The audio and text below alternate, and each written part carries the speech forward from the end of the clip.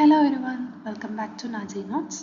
നമ്മൾ ഈ വീഡിയോയിൽ ഡിസ്കസ് ചെയ്യാൻ പോകുന്നത് KTU 2019 സ്കീം 5th സെമസ്റ്ററിലെ DCS design of concrete structures എന്ന സബ്ജക്റ്റിലെ ഫസ്റ്റ് മൊഡ്യൂളിലെ ടോപ്പിക്കാണ് design philosophies. Okay, so let's start the video. First, objectives of design. എന്തിനു വേണ്ടിയിട്ടാണ് നമ്മൾ ഒരു സ്ട്രക്ചറിനെ ഡിസൈൻ ചെയ്യുന്നത്? എന്തൊക്കെയാണ്? Structure should satisfy the criteria of decide ultimate strength. അതായത് ഒരു സ്ട്രക്ചറിൽ different types of loads act ചെയ്യും എന്നുള്ളത് നമുക്കറിയാം. ഏതൊക്കെയാണ് ഈ ഡിഫറെൻറ്റ് ടൈപ്സ് ഓഫ് ലോഡ്സ് എന്നുള്ളതെല്ലാം കഴിഞ്ഞ വീഡിയോയിൽ നമ്മൾ ഡിസ്കസ് ചെയ്തിട്ടുണ്ട്. കാണാത്തവർ ആ വീഡിയോ കാണുക. ഓക്കെ, സോ ഒരു സ്ട്രക്ചറിൽ different types of loads act ചെയ്യും. ആ ആക്ട് ചെയ്യുന്ന ലോഡ്സിനെ വിത്ത്സ്റ്റാൻഡ് ചെയ്യാനുള്ള സ്ട്രെങ്ത് ആ സ്ട്രക്ചറിന് ഉണ്ടായിരിക്കണം. Then second point, the stresses developed in the structure under the given system of load should be within the safe permissible limits. ഒരു സ്ട്രക്ചറിൽ different types of loads act ചെയ്യും നമ്മൾ പറഞ്ഞു. ആ ഡിഫറെൻറ്റ് ടൈപ്സ് ഓഫ് ലോഡ്സ് കാരണം different types of stresses develop ചെയ്യും. ആ develop ചെയ്യുന്ന സ്ട്രെസ്സസ് എല്ലാം തന്നെ ഒരു പെർമിസിബിൾ ലിമിറ്റിനുള്ളിലായിരിക്കണം. Okay, then third point, structure should satisfy the criteria of serviceability. നമ്മളൊരു സ്ട്രക്ചർ എന്ത് സർവീസ് പ്രൊവൈഡ് ചെയ്യാൻ വേണ്ടിയിട്ടാണോ കൺസ്ട്രക്ട് ചെയ്യുന്നത്, ആ സർവീസ് പ്രൊവൈഡ് ചെയ്യാൻ ആ സ്ട്രക്ചറിന് സാധിക്കണം. ദാറ്റ് സർവീസബിലിറ്റി സാറ്റിസ്ഫൈ ചെയ്യണം. അതുകൊണ്ട് ഇവിടെ ഉദ്ദേശിക്കുന്നത് എന്താണ്? ഡിഫ്ലക്ഷൻ, ക്രാക്കിംഗ് പോലെയുള്ളവ എല്ലാം തന്നെ ഒരു അക്സെപ്റ്റബിൾ ലിമിറ്റിനുള്ളിലായിരിക്കണം എന്നതാണ് ഉദ്ദേശിക്കുന്നത്. സർവീസബിലിറ്റി എന്ന് പറയുമ്പോൾ deflection and cracking should be within the acceptable limits. Then structure should have durability, durable ആയിരിക്കണം. ഇംപെർമിബിലിറ്റി, അതുപോലെ തന്നെ കൊറോഷൻ, ആസിഡ്, ഫ്രോസ്റ്റ് പോലെയുള്ളവയിൽ നിന്നെല്ലാം റെസിസ്റ്റൻസ് ഉണ്ടായിരിക്കണം ദാറ്റ് സ്ട്രക്ചറിൽ. Then next point, structure should have adequate stability. നമ്മൾ പറഞ്ഞു ഒരു സ്ട്രക്ചറിൽ different kinds of loads act ചെയ്യുന്നുണ്ട്. അത് കാരണം തന്നെ overturning, sliding, buckling, vibration പോലെയുള്ള ഫെയിലിയേഴ്സ് സംഭവിക്കാനുള്ള ചാൻസ് ഉണ്ട്. സോ അതിൽ നിന്നെല്ലാം തന്നെ വിത്ത്സ്റ്റാൻഡ് ചെയ്യാനുള്ള കപ്പാസിറ്റി, ആ ഒരു സ്റ്റെബിലിറ്റി ആ സ്ട്രക്ചറിന് ഉണ്ടായിരിക്കണം. സോ ഇവിടെ നമ്മൾ ഓർത്തിരിക്കേണ്ട വേർഡ് എന്താണ്? സ്റ്റെബിലിറ്റി. ഒബ്ജക്റ്റീവ്സ് ഓഫ് ഡിസൈൻ ചോദിക്കുമ്പോൾ നമ്മൾ ഓർത്തിരിക്കേണ്ട വാക്കുകൾ ഏതൊക്കെയാണ്? Strength, serviceability and stability. ഇത് മൂന്നും ഇമ്പോർട്ടൻ്റ് ആണ്. പിന്നെ അതിൻ്റെ കൂടെ നമുക്ക് എന്തൊക്കെ പോയിന്റ് എഴുതാം? Durability, impermeability and resistance to acid, corrosion, frost etcetera. അതുപോലെ തന്നെ സ്ട്രെസ്സസ് ഡെവലപ്പ് ചെയ്യുന്നത് പെർമിസിബിൾ ലിമിറ്റിനുള്ളിലായിരിക്കണം. ഇത്രയാണ് ഒബ്ജക്റ്റീവ്സ് ഓഫ് ഡിസൈൻ എന്ന് പറയുന്നത്. അപ്പോൾ ഇനി നമുക്ക് മെയിൻ ടോപ്പിക്കിലേക്ക് കടക്കാം, ഡിസൈൻ ഫിലോസഫീസ്. അത് പറയുന്നതിന് മുന്നേ നമുക്ക് എയിം ഓഫ് ഡിസൈൻ നോക്കാം. നമ്മൾ പറയും ഡിസൈൻ ചെയ്യുക എന്ന് പറയുമ്പോൾ നമ്മുടെ എയിം എന്ന് പറയുന്നത് to decide the size of the member and provide appropriate reinforcement. നമുക്കറിയാം ഒരു സ്ട്രക്ചർ എന്ന് പറയുമ്പോൾ അതിൽ ഡിഫറെൻറ്റ് ടൈപ്സ് ഓഫ് മെമ്പേഴ്സ് ഉണ്ട് അല്ലേ? ബീംസ്, കോളംസ്, അങ്ങനെ ഡിഫറെൻറ്റ് മെമ്പേഴ്സ് ചേർന്നാണ് ഒരു സ്ട്രക്ചർ വരുന്നത്. അപ്പോൾ ഒരു സ്ട്രക്ചറിൽ ഒരുപാട് ലോഡ്സ് ആക്ട് ചെയ്യും. ആ ലോഡിനെ വിത്ത്സ്റ്റാൻഡ് ചെയ്യാനുള്ള കപ്പാസിറ്റി സ്ട്രക്ചറിൽ വേണം എന്ന് നമ്മൾ പറഞ്ഞു. അങ്ങനെ വിത്ത്സ്റ്റാൻഡ് ചെയ്യണമെങ്കിൽ ആ സ്ട്രക്ചറിൽ ആക്ട് ചെയ്യുന്ന ലോഡിനനുസരിച്ച് ആ മെമ്പേഴ്സിൻ്റെ സൈസ് നമ്മൾ ഡിറ്റർമൈൻ ചെയ്യണം. ഓക്കെ, അപ്പോൾ the size of the member, പിന്നെ അതുപോലെ നമ്മൾ എത്രത്തോളം റീഇൻഫോഴ്സ്മെൻറ്റ് പ്രൊവൈഡ് ചെയ്യണം എന്നുള്ളതും നമ്മൾ അറിഞ്ഞിരിക്കണം. മനസ്സിലായോ? ഒരു സ്ട്രക്ചറിൽ ടൈപ്സ് ഓഫ് ലോഡ്സ് ആക്ട് ചെയ്യും. ആ ലോഡിനെ വിത്ത്സ്റ്റാൻഡ് ചെയ്യാനുള്ള കപ്പാസിറ്റി ആ സ്ട്രക്ചറിന് വേണം. അപ്പോൾ അതെങ്ങനെ ചെയ്യാം? എത്ര സൈസിലുള്ള മെമ്പർ പ്രൊവൈഡ് ചെയ്യാം, എത്രത്തോളം റീഇൻഫോഴ്സ്മെൻറ്റ് പ്രൊവൈഡ് ചെയ്യാം എന്നെല്ലാം ഡിസൈഡ് ചെയ്യുന്നതാണ് ഡിസൈൻ ചെയ്യുക എന്ന് പറയുന്നതുകൊണ്ട് ഉദ്ദേശിക്കുന്നത്. That's the aim of design. മനസ്സിലായോ? Okay, so next design philosophies ഏതൊക്കെയാണ്? മൂന്നെണ്ണം. Working stress method, load factor method and limit state method. Load factor മെത്തേഡിനെ നമുക്ക് അൾട്ടിമേറ്റ് ലോഡ് മെത്തേഡ് എന്നും പറയാം. ഓരോന്നും നമുക്ക് ഡീറ്റെയിൽഡ് ആയിട്ട് കാണാം. Okay, first one, working stress method. Working stress method എന്ന് പറയുമ്പോൾ it is based on elastic theory of RCC sections. RCC sectionsന്റെ ഇലാസ്റ്റിക് തിയറിയെ ബേസ് ചെയ്തിട്ടാണ് വർക്കിംഗ് സ്ട്രെസ് മെത്തേഡ് വരുന്നത്. IS 456/1953 എന്ന code book it is based on working stress മെത്തേഡാണ്. And അത് പിന്നീട് 1957 ആൻഡ് 1964 റിവൈസ് ചെയ്തിട്ടുള്ളതാണ്. ഓക്കെ, സോ വർക്കിംഗ് സ്ട്രെസ് മെത്തേഡിൽ നമ്മൾ എടുത്തിരിക്കുന്ന അസംഷൻസ് എന്തൊക്കെയാണെന്നുള്ളത് നോക്കാം. First one, at any cross section, plane section before bending remains plane even after bending. ഏത് cross section എടുത്താലും plane section before bending plane section ആയിരിക്കും, and after bending it also remains as plane. അത് plane സെക്ഷനായി തന്നെ remain ചെയ്യും എന്നതാണ് first assumption.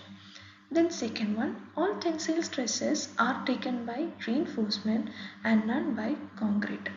അതായത് എല്ലാ ടെൻസൈൽ സ്ട്രെസ്സും റീഇൻഫോഴ്സ്മെൻറ്റ് മാത്രമാണ് എടുക്കുന്നത്, കോൺക്രീറ്റ് ടെൻസൈൽ സ്ട്രെസ് എടുക്കുന്നില്ല എന്നതാണ് സെക്കൻഡ് അസംഷൻസ്. നമുക്കറിയാം, കഴിഞ്ഞ വീഡിയോയിൽ നമ്മൾ ഡിസ്കസ് ചെയ്തതാണ്, ഒരു സ്ട്രക്ചറിൽ കംപ്രഷൻ ആൻഡ് ടെൻഷൻ വരും, അതിൽ കംപ്രഷൻ കോൺക്രീറ്റ് വിത്ത്സ്റ്റാൻഡ് ചെയ്യും, അതേസമയം tensile strength compared to steel withstand ചെയ്യാനുള്ള കഴിവ് കോൺക്രീറ്റിന് കുറവാണ്.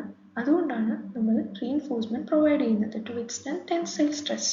നമ്മൾ കഴിഞ്ഞ വീഡിയോയിൽ ഡിസ്കസ് ചെയ്തതാണ്.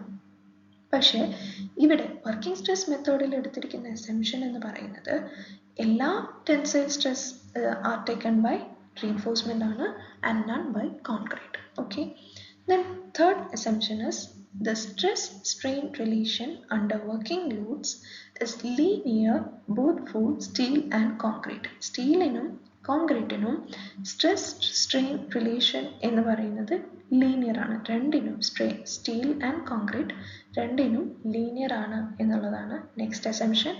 And last one is the modular ratio between steel and concrete remains constant. സ്റ്റീലും കോൺക്രീറ്റും തമ്മിലുള്ള മോഡുലാർ റേഷ്യോ കോൺസ്റ്റൻ്റ് ആണ് എന്നുള്ളതാണ് next assumption. So modular ratio നമ്മൾ എം എന്നാണ് റെപ്രസെൻറ്റ് ചെയ്യുന്നത്, which is equal to E S by E C. അതായത് Young's modulus of steel divided by E C എന്ന് പറയുമ്പോൾ Young's modulus of concrete, which is equal to 280 divided by 3 sigma C B C. എന്താണ് sigma C B C എന്ന് പറഞ്ഞാൽ? Permissible compressive stress in bending. Okay, ഇത്രയാണ് working stress മെത്തേഡിൻ്റെ assumptions എന്ന് പറയുന്നത്. ഇനി നമുക്കതിൻ്റെ വർക്കിംഗ് സ്ട്രെസ് മെത്തേഡിൻ്റെ ലിമിറ്റേഷൻസ് ആൻഡ് അഡ്വാൻറ്റേജസ് നോക്കാം. എന്താണ് ലിമിറ്റേഷൻസ്? ഒന്നാമത്തെ കാര്യം, നമ്മൾ എന്താണ് അസ്യൂം ചെയ്തത്? Stress strain relation for concrete and steel are both linear എന്നുള്ളതാണ് നമ്മുടെ അസംഷൻ. പക്ഷേ അവിടുത്തെ ലിമിറ്റേഷൻ എന്താണ്? ദേ ആർ നോട്ട് സെയിം എന്നുള്ളതാണ് ലിമിറ്റേഷൻ, നമുക്കറിയാം. Then second point, this method gives uneconomical sections. നമ്മൾ വർക്കിംഗ് സ്ട്രെസ് മെത്തേഡ് യൂസ് ചെയ്യുകയാണെങ്കിൽ നമുക്ക് അൺഎക്കണോമിക്കൽ സെക്ഷൻസ് ആണ് കിട്ടുക. ദെൻ ഇതിൻ്റെ അഡ്വാൻറ്റേജ് എന്ന് പറയുന്നത്, നമ്മൾ വർക്കിംഗ് സ്ട്രെസ് മെത്തേഡ് യൂസ് ചെയ്തിട്ട് ഡിസൈൻ ചെയ്യുമ്പോൾ ദേ ആർ സിമ്പിൾ, നമുക്ക് ഈസിലി ഡിസൈൻ ചെയ്യാൻ സാധിക്കും. Reasonably reliable and serviceability requirements are automatically satisfied. Automatic നമ്മൾ ഡിസൈൻ ചെയ്ത് വരുമ്പോൾ ഓട്ടോമാറ്റിക്കലി സാറ്റിസ്ഫൈ ചെയ്തോളും. അതിന് വേണ്ടിയിട്ട് സർവീസബിലിറ്റിക്ക് വേണ്ടി നമ്മൾ വീണ്ടും ഡിസൈൻ ചെയ്യേണ്ടതില്ല എന്നുള്ളതാണ് ഇവിടുത്തെ അഡ്വാൻറ്റേജസ്. ഓക്കെ, നെക്സ്റ്റ് വരുന്നതാണ് ലോഡ് ഫാക്ടർ മെത്തേഡ് അല്ലെങ്കിൽ ultimate load method. Ultimate load എന്ന് പറഞ്ഞാൽ ഡിസൈൻ ലോഡിനെയാണ് നമ്മൾ അൾട്ടിമേറ്റ് ലോഡായിട്ട് യൂസ് ചെയ്യുന്നത്. എങ്ങനെയാണ് അൾട്ടിമേറ്റ് ലോഡ് കാൽക്കുലേറ്റ് ചെയ്യുക? Load factor times the working load. Working ലോഡിൻ്റെ കൂടെ ലോഡ് ഫാക്ടർ മൾട്ടിപ്ലൈ ചെയ്യുമ്പോൾ നമുക്ക് അൾട്ടിമേറ്റ് ലോഡ് കിട്ടും. ഇവിടെ ഡിസൈൻ ചെയ്യാൻ യൂസ് ചെയ്യുന്നത് കൊലാപ്സ് ക്രൈറ്റീരിയ ആണ്. ഓക്കെ, ലോഡ് ഫാക്ടർ മെത്തേഡിൻ്റെ ഫീച്ചേഴ്സ് എന്ന് പറയുന്നത്, first point, it uses actual stress strain curve. Actual stress strain curve ആണ് ഇവിടെ യൂസ് ചെയ്യുന്നത്. അതുപോലെ തന്നെ ഫെയിലിയർ ക്രൈറ്റീരിയ ആയിട്ട് യൂസ് ചെയ്യുന്നത് അൾട്ടിമേറ്റ് സ്ട്രെയിൻ ആണ്. Then it allows varied selection of load factor. ഇത് ലോഡ് ഫാക്ടർ മെത്തേഡാണ്.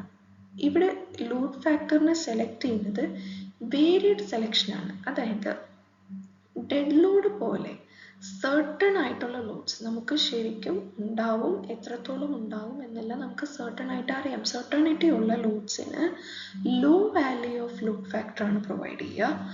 അതുപോലെ ലെസ് സർട്ടൺ ആയിട്ടുള്ള loads, live load, wind load എല്ലാം പോലെ എത്രത്തോളം ഉണ്ടാകും എന്ന് നമുക്ക് അത്ര സർട്ടണിറ്റി ഇല്ല, ലെസ് സർട്ടൺ ആണ്. അങ്ങനത്തെ ലോഡ്സിന് higher value of load factor ആയിരിക്കും പ്രൊവൈഡ് ചെയ്യുക. ഇതാണ് ഇവിടെ varied selection of load factors ആണ് according to load factor method. ഇതിൻ്റെ അഡ്വാൻറ്റേജ് എന്ന് പറഞ്ഞാൽ ഇവിടെ നമുക്ക് എക്കണോമിക് സെക്ഷൻസ് ഡിസൈൻ ചെയ്തെടുക്കാൻ സാധിക്കും. ഇവിടെ മെമ്പേഴ്സിൻ്റെ സൈസ് എല്ലാം സ്ലെൻഡേഴ്സ് ആയിരിക്കും, ഭയങ്കര ബിഗ് സൈസിലുള്ള മെമ്പേഴ്സ് ഒന്നും ആയിരിക്കില്ല നമ്മളിവിടെ ഡിസൈൻ ചെയ്യുന്നത്, എല്ലാം ചെറിയ മെമ്പേഴ്സ് ആയിരിക്കും. സോ എക്കണോമിക്കൽ സെക്ഷൻസ് ആണ്, ഇതാണ് ഇതിൻ്റെ അഡ്വാൻറ്റേജ്. അതേസമയം ലോഡ് ഫാക്ടർ മെത്തേഡിൻ്റെ ലിമിറ്റേഷൻ എന്ന് പറയുന്നത്, it leads to excessive deformation and cracking. ക്രാക്കിങ്ങും ഡിഫോർമേഷനും എല്ലാം ഒരുപാട് ഉണ്ടാകാനുള്ള ചാൻസ് ഉണ്ട്. കാര്യം ലോഡ് ഫാക്ടർ മെത്തേഡിൽ എന്താണ്, സർവീസബിലിറ്റി ക്രൈറ്റീരിയ സാറ്റിസ്ഫൈ ചെയ്യുന്നില്ല എന്നുള്ളതാണ് അതിൻ്റെ ഒരു ഡ്രോബാക്ക്. ഓക്കെ, ദെൻ നെക്സ്റ്റ് വരുന്ന മെത്തേഡാണ് ലിമിറ്റ് സ്റ്റേറ്റ് മെത്തേഡ് എന്ന് പറയുന്നത്. ഇവിടെ നമ്മൾ യൂസ് ചെയ്യുന്നതൊരു സെമി പ്രോബബിലിസ്റ്റിക് അപ്രോച്ചാണ്. അതായത് ഇത്രത്തോളം ലോഡ് വരാം, പ്രോബബിൾ ലോഡും അതിനനുസരിച്ച് എത്രത്തോളം സ്ട്രെങ്ത് മെറ്റീരിയൽസിന് കൊടുക്കാം, പ്രോബബിൾ സ്ട്രെങ്ത് ഓഫ് മെറ്റീരിയൽസും ഏകദേശം കണക്കാക്കിയിട്ട് ഡിസൈൻ ചെയ്യുന്നതാണ് limit state method. Limit state മെത്തേഡാണ് നമ്മൾ ഇപ്പോൾ കോൺസ്റ്റൻ്റ്ലി യൂസ് ചെയ്യുന്ന ഡിസൈൻ മെത്തേഡ് എന്ന് പറയുന്നത്. Okay, then the safety factor for each limiting condition may vary depending upon the risk involved. എത്രത്തോളം റിസ്ക് ഉണ്ടോ അതിനെ ഇൻവോൾവ് ചെയ്തിട്ട് ഓരോ കണ്ടീഷനിലും അപ്ലൈ ചെയ്യുന്ന സേഫ്റ്റി ഫാക്ടറിൽ ചെറിയ വേരിയേഷൻ ഉണ്ടായിരിക്കും. ഓക്കെ, ഇപ്പോൾ ലിമിറ്റ് സ്റ്റേറ്റ് എന്ന് പറയുമ്പോൾ എന്തൊക്കെ ലിമിറ്റ് സ്റ്റേറ്റ് ഉണ്ട്? Limit state of collapse, limit state of serviceability and other limit States. ഏതൊക്കെയാണ് നമുക്ക് ഡീറ്റെയിൽ ആയിട്ട് നോക്കാം. അതിൽ first one limit state of collapse. ഒരു സ്ട്രക്ചർ എപ്പോഴാണ് കൊലാപ്സ് ആയി നമ്മൾ പറയാം? Material at one or more section ruptures. ഒരു സ്ട്രക്ചറിൻ്റെ ഒരു സെക്ഷനിലെയോ അല്ലെങ്കിൽ ഒന്നിൽ കൂടുതൽ സെക്ഷനിലെയോ മെറ്റീരിയൽസ് റപ്ചർ ചെയ്യുമ്പോൾ പൊട്ടിപ്പോകുമ്പോൾ നമുക്ക് എന്ത് പറയാം? ദാറ്റ് സ്ട്രക്ചർ കൊലാപ്സ് ആയെന്ന് നമുക്ക് പറയാം. അല്ലെങ്കിൽ എന്താണ്? Buckling takes place, overturning takes place. Buckling, overturning പോലുള്ളവ സംഭവിക്കുമ്പോൾ നമുക്ക് എന്ത് പറയാം? ആ സ്ട്രക്ചർ കൊലാപ്സ് ആയി എന്ന് പറയാം. നമ്മളിവിടെ കൺസിഡർ ചെയ്യുന്ന സ്റ്റേറ്റ്സ് ഏതൊക്കെയാണ്? Tension, compression, flexure, shear, torsion. Okay, ഈ സ്റ്റേറ്റ്സ് എല്ലാം കൺസിഡർ ചെയ്ത് അതിനകത്ത് limit state of collapse satisfy ചെയ്യുന്ന രീതിയിലാണ് നമ്മൾ ഡിസൈൻ ചെയ്യുന്നത്. ഇതാണ് ലിമിറ്റ് സ്റ്റേറ്റ് മെത്തേഡിൻ്റെ ഫസ്റ്റ് സ്റ്റെപ്പ് എന്ന് പറയുന്നത്. ദെൻ നെക്സ്റ്റ് വരുന്നതാണ് ലിമിറ്റ് സ്റ്റേറ്റ് ഓഫ് സർവീസബിലിറ്റി. അതായത് ഇവിടെ നമ്മൾ ചെക്ക് ചെയ്യുവാണ് limit state of serviceability satisfy ചെയ്യുന്നുണ്ടോ എന്ന് ചെക്ക് ചെയ്യുക. അതായത് ഇവിടെ നമ്മൾ കൺസിഡർ ചെയ്യുന്നത് ഏതൊക്കെയാണ്? Limit state of deflection, limit state of cracking. അതായത് ലിമിറ്റ് സ്റ്റേറ്റ് ഓഫ് സർവീസബിലിറ്റി എന്ന് പറയുമ്പോൾ ഇവിടെ വരുന്ന രണ്ട് മേജർ ക്രൈറ്റീരിയ എന്ന് പറയുന്നത് ഡിഫ്ലക്ഷൻ ആൻഡ് ക്രാക്ക് വിഡ്ത്ത് ആണ്. അതുകൊണ്ട് തന്നെ limit state of deflection, limit state of cracking satisfy ചെയ്യുന്നുണ്ടോ എന്ന് നമ്മൾ ചെക്ക് ചെയ്യും. ദെൻ മറ്റ് ലിമിറ്റ് സ്റ്റേറ്റ്സ് എന്ന് പറയുന്നത് ഏതൊക്കെയാണ്? Vibration, fire resistance, chemical and environmental actions, accidental or catastrophic collapse. Okay, ഇനി നമ്മൾ ഡിസ്കസ് ചെയ്യുന്നത് കോഡൽ പ്രൊവിഷൻസ് ആണ്. IS 456-2000 ആണ് നമ്മളിവിടെ യൂസ് ചെയ്യുന്ന കോഡ്. അതിൽ പേജ് നമ്പർ 80 എടുത്താൽ വർക്കിംഗ് സ്ട്രെസ് മെത്തേഡും പേജ് നമ്പർ 67 ലിമിറ്റ് സ്റ്റേറ്റ് മെത്തേഡിനെ കുറിച്ചും ഡീറ്റെയിൽഡ് ആയിട്ട് കൊടുത്തിട്ടുണ്ട്. സോ തിയറി ചോദിക്കുകയാണെങ്കിൽ കോഡ് ബുക്ക് റെഫർ ചെയ്ത് നിങ്ങൾക്ക് ഡീറ്റെയിൽ ആയിട്ട് എഴുതാൻ സാധിക്കും. ഓക്കെ, അപ്പോൾ അത്രയേ ഉള്ളൂ ഈ വീഡിയോ. ഈ വീഡിയോയിൽ നമ്മൾ objectives of design and design philosophies എന്ന ടോപ്പിക്സ് ആണ് ഡിസ്കസ് ചെയ്തത്. സിമ്പിളാണ്. കൂടുതലായിട്ട് തിയറി പോർഷൻ ചോദിച്ചാൽ നമുക്ക് കോഡ് ബുക്ക് റെഫർ ചെയ്ത് എഴുതാൻ സാധിക്കും. അപ്പോൾ ഈ മൊഡ്യൂളിലെ ബാക്കിയുള്ള ടോപ്പിക്സ് കമ്മിങ് വീഡിയോസിൽ നമ്മൾ ഡിസ്കസ് ചെയ്യുന്നതായിരിക്കും. So see you in the next video. Thank U.